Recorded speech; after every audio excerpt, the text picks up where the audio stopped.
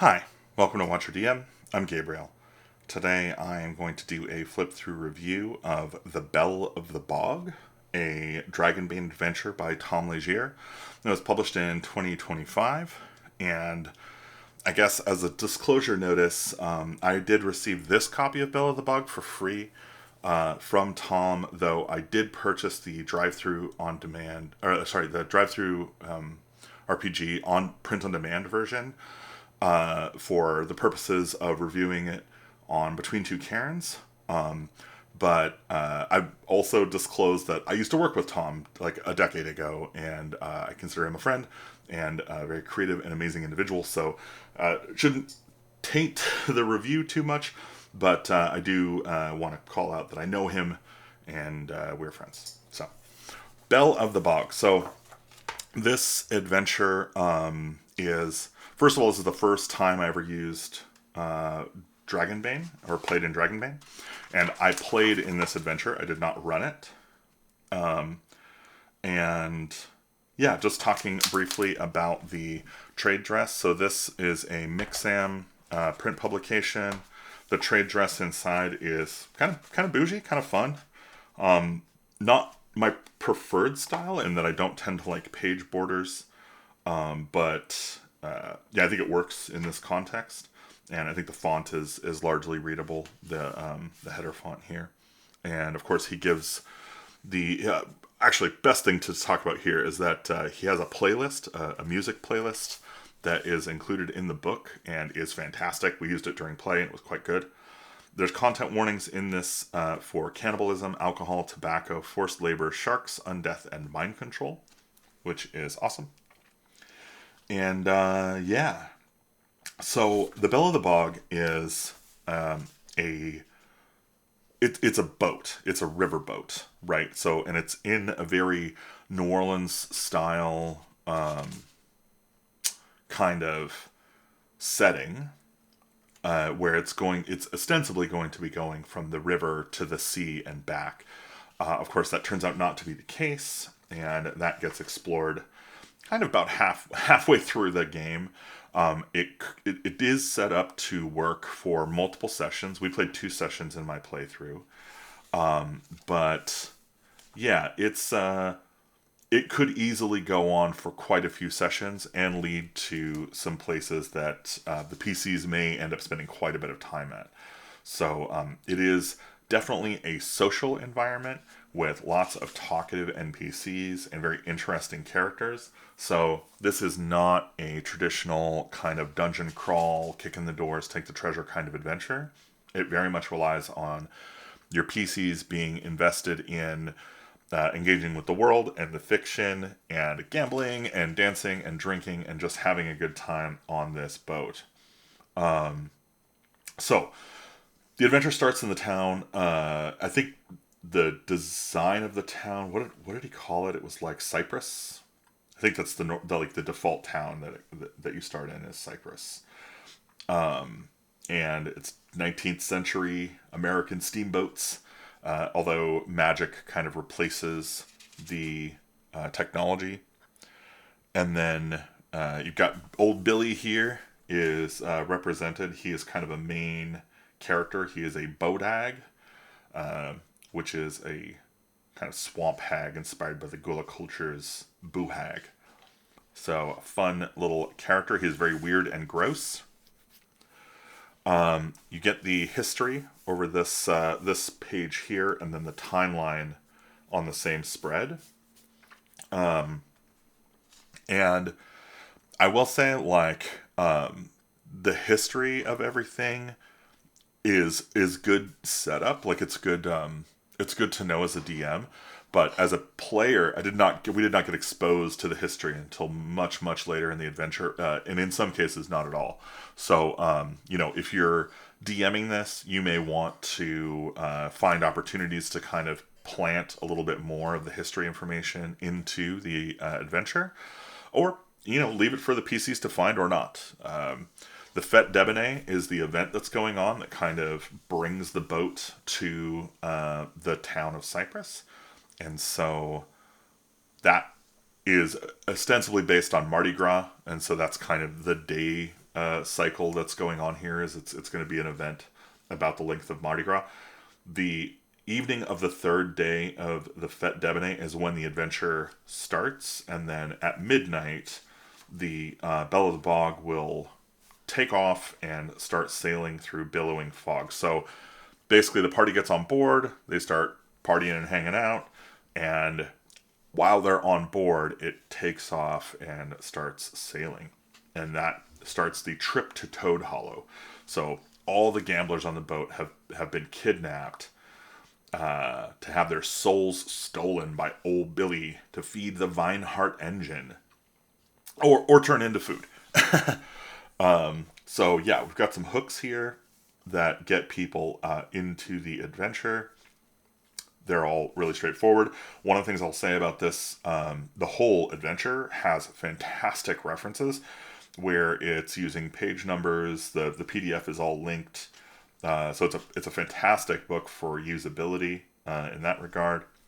And then right at the gate, one other thing I like about this is it starts with the starting the adventure, and then it talks immediately about ending the adventure, like kind of how, what are the win conditions here. And I think that's a really great thing to do if you want to get your, as a DM, you want kind of know, how are we getting into this? How are we getting out of this? What are some ways that it could resolve? So you've got some eye line on where this is headed. I think it's very, very good. You get a whole section here on running the bell, which includes some iconography. So there's some icons used to describe things that are hidden by illusion during the early part of the adventure, or things that happen once the boat is in a state of decay, meaning the Vineheart engine is injured. The Vineheart engine has a health stat, so these sections here are really critical to understanding what this adventure is. But it's an adventure site that changes as time progresses and as events occur, and I think that makes this a very, very dynamic dungeon. So yeah, you're going to want to understand these components here if you're going to run it. And then we get our cast of characters. So this is kind of your standard fare, exposure to what the different characters are, the NPCs. And as I said before, this is all about the NPCs. Basically there are no combat fights in this. There's no combat encounters in this game that are not NPCs with interesting wants, needs, desires, and behaviors. You can fight them. And in fact, across the board, all of them have stat blocks that allow for fighting, but they are all way more interesting than that. And so you get a nice little spread here from Old Billy, Krusty Krag McCracken, Alice Ligateur, Alice the Ligator, so alligator, Honey Lively, Slickwing, Queen Benet, Sloppy Joe Benton, Jumpin' Jimmy and the Goosenecks is the band, Cecil Kind is a famous gambler, and Crusher Edna is the tough. Mahalia DeLilly is the pilot of the ship, and then Ernest Angleford is a fisherman who is up on top deck. And so, you get some, a D8 table of gamblers that you can drop here. There's a lot of tables in this adventure. Almost every spread has some table that's offering you some randomization. The crew is made up of breathless thralls and animalians, so basically animals that have been elevated to a humanoid styling and consciousness. And then breathless thralls are basically those who have had their souls kind of fed to the Vineheart engine.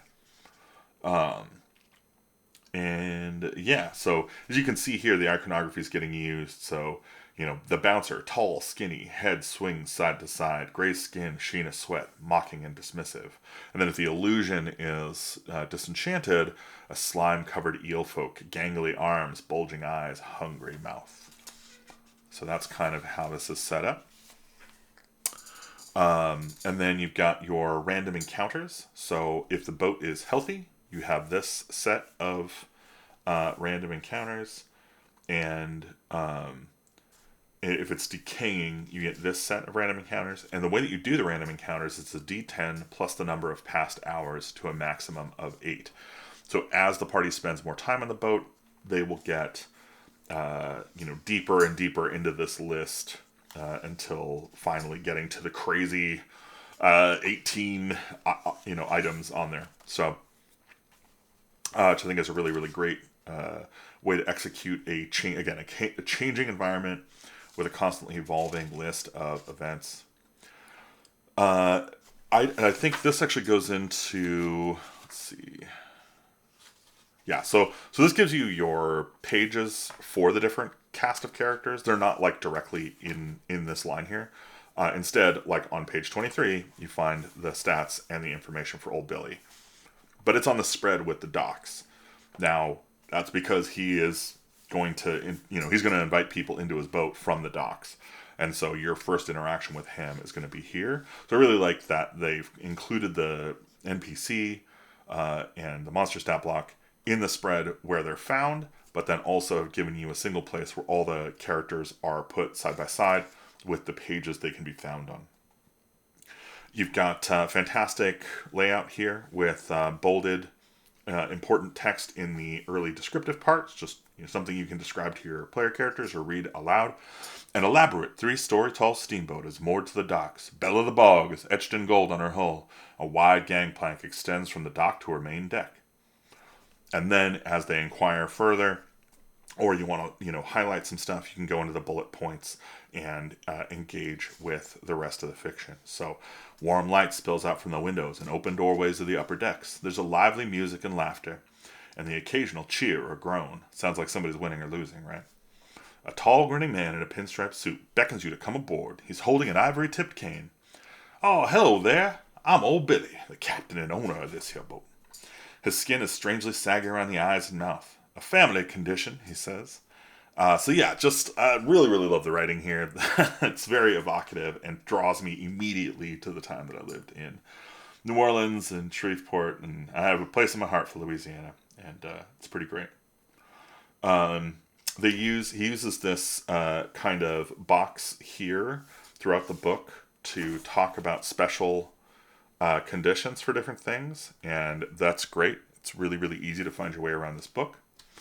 You get the main deck and the foyer, and also I should mention that besides the dock, each of the locations has a kind of thumbnail of the map of the section that it's in. So you can very easily kind of orient yourself as to where you are in the book by this. And then also he's using a kind of sidebar here throughout the book to put additional information that I think was really, really useful and really, really well done. Then you get the bar with a drink menu, and on the opposite, again, Krusty Krag McCracken, so you get your NPC right next to the location they appear in. Lots of fun. The coat room where you can get some trinkets. The storeroom where you can find some stuff in crates. You got the galley where there's lots of fish and food on the menu. Of course, turns out if it's an illusion, there's some human limbs in there. And actually, I think the galley is where she cooks, if I'm not mistaken. And this is Alligator or Alice. And yeah, again, clear goals, manners, likes, dislikes, her appearance, and where they hang out. So really, really well designed. All the art in this book was done by Tom, with I think some exception. So additional art, yeah. Balkboa did the casino graphic doodle, and then Alder Doodle trade dress. So I think that's all these here. But from what I understand, Tom kind of taught himself to draw to do this module, and obviously he had some experience before, but what an amazing, challenging illustration to achieve here, and he kind of landed it. It's just man, that it reads. It's really great. So you got the workroom here, the engine room upper, and then the control panel is a component within this engine room that you can use to, basically change the behavior of the boat, which is pretty cool. The paddle wheel is the propulsion in the back, and nearby is Honey Lively, a young girl who's, I think she's quiet, right? She doesn't have a voice, but she is actually an oyster. She likes kindness and being doused with cold water. Funny, such a funny character. Such weird little guys. You get the lower engine room. There's a talking door that it heads on its way out. I believe this goes in between the captain's quarters and the engine room. And then the captain's quarters is Old Billy's room, and there is all kinds of stuff to be found in here, including Slickwing. Slickwing is a trapped fairy, and he bails out and summons Queen Benet if he gets away. So popping the cork gets him out, and that's really worth doing. And yeah, returns in 1d6 hours. Then you got the crew quarters here, which is a number of rooms in the back, and just a little d6 table for things you can find in there, which then refers to other tables. You got the garbage pit here, which is super, super gross. I don't think we ever went in that room. The balcony is where you can find Sloppy Joe. And yeah, there's some people trying to, I think, take a boat or something from up here. Oh no, this is the part where it's all, this is all, it's all roped off hurricane deck stuff. The gambling hall is where we spent most of our session. So you are on, there's like some music and there's a bunch of tables to gamble at. The gambling game that's built in here is pretty straightforward. I think you're just rolling dice. And then Jumpin' Jimmy and the Goosenecks is the band. That again, they appear as clean-shaven crooner with slick black hair and neat blue-white suit, but he's actually a cricket folk, backed up by a rabbit, a bear, a heron, and a snake. His band, bass, drums, trumpet, and saxophone all wear similar outfits. To put on a hell of a show, that's their goal. Learn a new song and find a way off the bell. So they want to get off too. And yeah, basically, I should have said this probably earlier, but once you get on the bell and it starts taking off, and it goes out of regular reality and into the fey reality, the illusion wears off and the place starts to turn crazy and get dark and weird and it's falling apart. And that's because the Belle of the Bog is like, it's a weird, cursed thing that old Billy is trying to capture souls to feed. And it gets very, very strange very, very quickly. The dining room has a bunch of food. Again, turns out that is mostly people. You got a washroom over here and a guest bunk that you can catch a rest in. Then you've got the high rollers room. You can just really see how much care was taken for laying out this detail. In the high rollers room, you can connect with Cecil Kind. I actually connected with her in my playthrough at the entrance and kind of followed her in and was just right away like, oh, hey, yeah, let's hang out. And she wants to get the big score, which is all the treasures in the cashier's cage. And so the cashier's cage is the next place described, although it is one of the first places the party will want to get to because they need chips to engage with the different parts of the ship's offerings. So if you want to gamble, you need the chips. If you want if you want drinks, you need chips. If you want food, you need chips. And then Crusher Edna is the one who's kind of managing all that. And then these are the fabulous prizes that you can win and buy, I guess, with prices and chips. So if you win enough chips, you can just start buying stuff, which is pretty cool. We did break in there and steal it all, though. You got the back room, which is kind of an office of Billy's behind the cage. And we did spend a little bit of time in there. The hurricane deck is where you're going to find the... there's a couple of smokestacks. There's a rooftop garden. And then there's a pilot's cabin, which I think, the pilot's cabin is a separate entry here. So you got your smokestacks are kind of a separate entry. And then your pilot's cabin is a separate entry. With Mahalia Delily, a ghost, I think effectively, who is trying to get to the sea, and she will never get to the sea. And so breaking her curse is a whole thing. The rooftop gardens are filled with mandrakes, which you can use for different things. Ernest Angleford is up here, this frogman, and he is fishing. There's a whole fishing mini game that you can play in this. Let's see if I can find the info for it here. Fish up something. Yeah.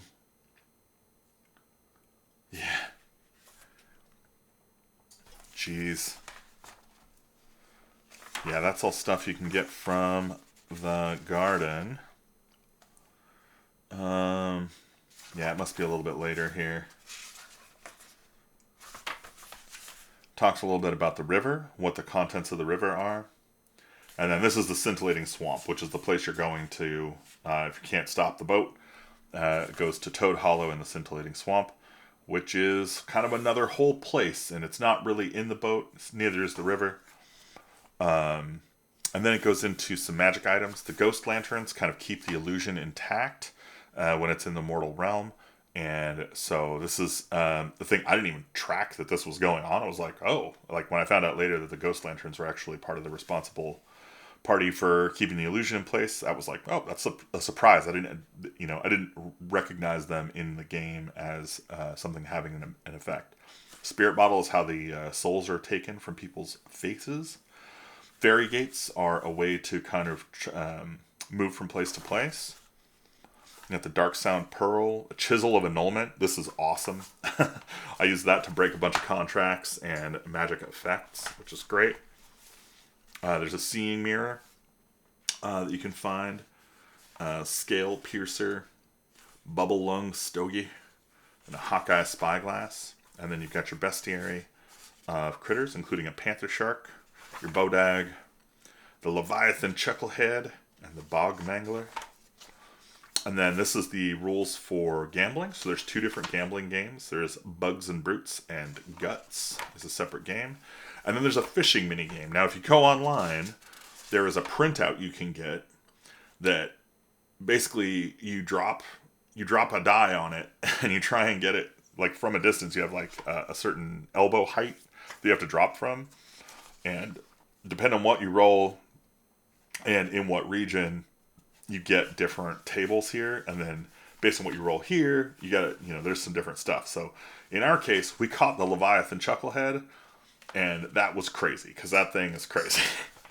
And then at the back of the book here, you've got some pre-generated characters: Tallulah, Lula, Bramblefoot, Gideon Bexley. That's a character I played with. Actually, did I miss a page here? Oh, maybe not.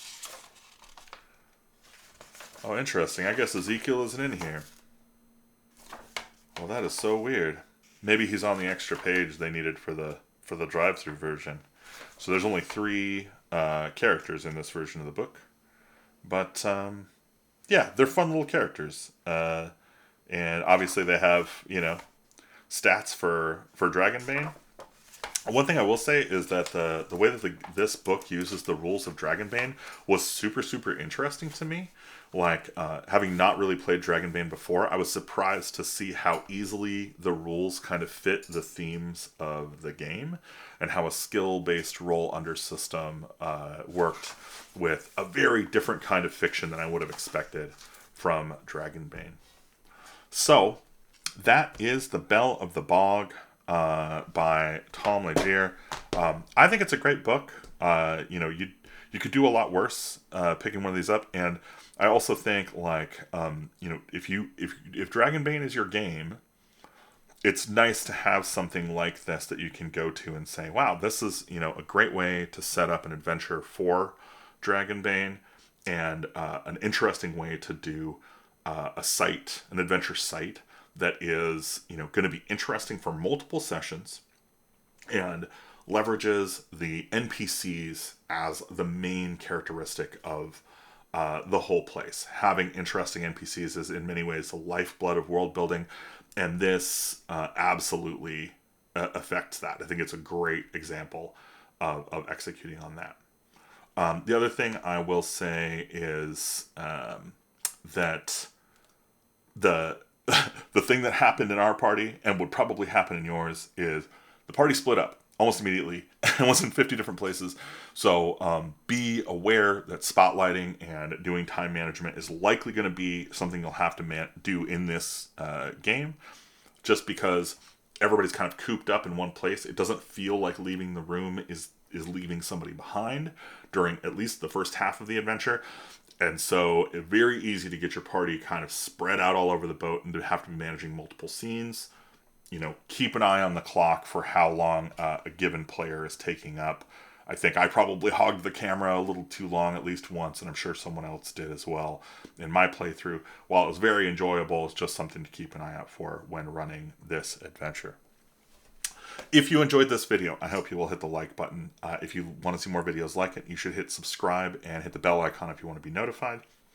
Of course, if you want to get early access to this and all my other video content, you can go to patreon.com/watcherdm, sign up for any paid tier, and you will get videos like these a week early. And yeah, thanks so much for watching. See you in the next one.